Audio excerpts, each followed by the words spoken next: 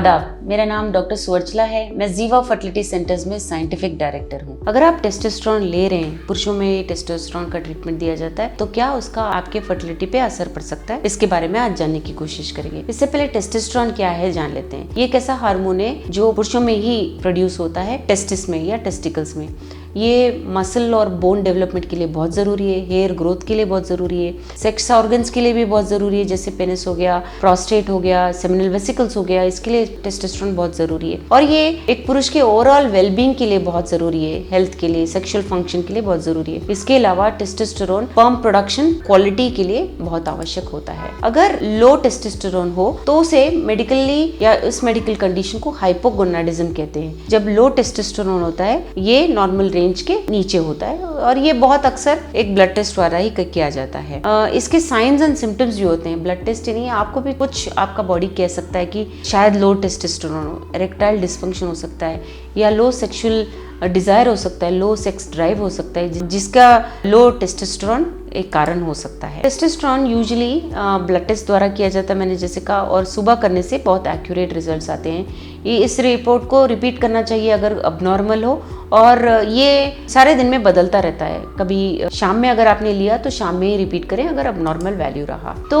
लो testosterone कैसे treat करते हैं? लो टेस्टोस्टेरोन शॉट्स के द्वारा, इंजेक्शंस के द्वारा, जेल्स के द्वारा, पैचेस के द्वारा दिया जाता है। और हर एक ट्रीटमेंट प्रोटोकॉल के कुछ फायदे भी हैं और कुछ नुकसान भी है, जो आपके मेडिकल स्पेशलिस्ट ही डिसाइड करेंगे। वैसे तो लो टेस्टोस्टेरोन लेवल्स हार्मोन रहने के लिए ये ट्रीटमेंट दिया जाता है, या जिसके सिम्टम्स हों, यानी कि सिम्टम्स ऑफ लो टेस्टोस्टेरोन, जैसे मैंने कहा लो सेक्सुअल ड्राइव या जिसका इरेक्टाइल डिस्फंक्शन हो, उनमें ये ट्रीटमेंट काम करने के अधिक चांसेस होते हैं। क्या लो टेस्टोस्टेरोन की वजह से इनफर्टिलिटी हो सकता है? लो टेस्टोस्टेरोन की वजह से इनफर्टिलिटी होना जरूरी नहीं है। टेस्टिस में जो लेवल्स होते हैं टेस्टोस्टेरोन के, वो स्पर्म के प्रोडक्शन के लिए बहुत ज़्यादा होते हैं, खून से भी ज़्यादा, यानी कि टेस्टिस में प्रोडक्शन हो रहा होता है तो उसमें लेवल्स काफ़ी मात्रा में होते हैं। बट जो लो और बॉर्डर लाइन वाले टेस्टोस्टेरोन लेवल के पुरुष होते हैं, उनमें इतना ठीक से टेस्टोस्टेरोन लेवल नहीं होता है जिससे स्पर्म प्रोडक्शन हो सके।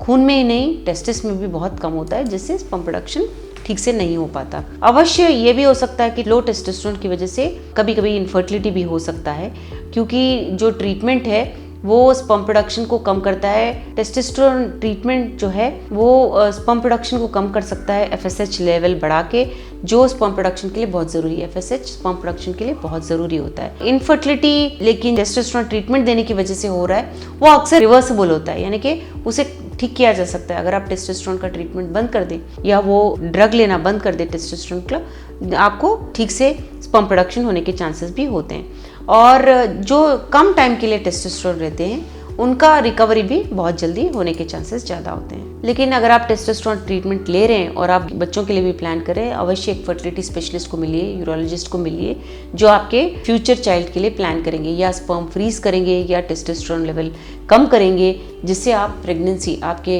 पार्टनर के साथ प्रेगनेंसी प्लान कर सकें और उसके बाद टेस्टोस्टेरोन लेवल ट्रीटमेंट फिर से ठीक कर सकें। कभी कभी टेस्टोस्टेरोन लो होने पर पिट्यूटरी हार्मोन, जिसे HCG कहते हैं, ह्यूमन कोरियोनिक गोनाडोट्रोपिन, दिया जाता है टेस्टोस्टेरोन के बजाय, जिससे भी बहुत अच्छे इफेक्ट्स देखे गए हैं। तो अगर आप बच्चे ट्राई कर रहे हैं अपने पार्टनर के साथ और आप टेस्टोस्टेरोन ले रहे हैं, तो आपको करना क्या चाहिए? एक मेल रिप्रोडक्टिव स्पेशलिस्ट को ज़रूर मिलिए, रिप्रोडक्शन स्पेशलिस्ट जो मेल्स में स्पेशलाइज कर सकते हैं, जो आपका कंप्लीट हिस्ट्री लेंगे, जो आपका फिजिकल एग्जामिनेशन करेंगे और उसके मुताबिक आपको ट्रीट करेंगे।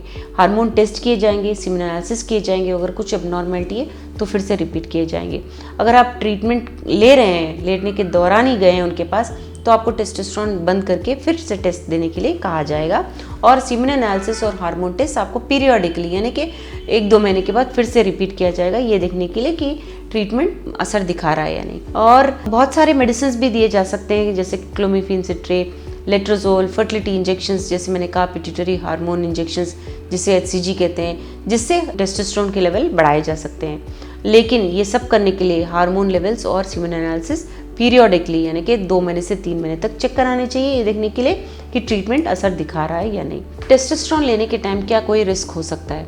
लॉन्ग टर्म इफेक्ट और इफेक्टिवनेस टेस्टोस्टेरोन के बारे में अभी पता नहीं लगा पाए हैं, बहुत सारे स्टडीज चल रहे हैं। ये सप्लीमेंट से क्या प्रॉब्लम्स हो सकते हैं पता लगाने अभी बाकी है।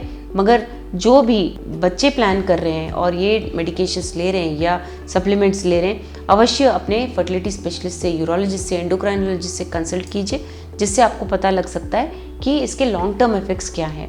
अगर आप इसके बारे में और जानकारी चाहते हैं, टेस्टोस्टेरोन ले रहे हैं और फर्टिलिटी के लिए भी ट्राई कर रहे हैं, इसके लॉन्ग टर्म इफेक्ट्स जानना चाहते हैं, अवश्य जीवा फर्टिलिटी सेंटर्स पे ज़रूर आइए। Thank you. हमने इस वीडियो बनाने के लिए बहुत मुशक्कत की है, मेहरबानी करके हमें लाइक और सब्सक्राइब ज़रूर कीजिएगा। शुक्रिया।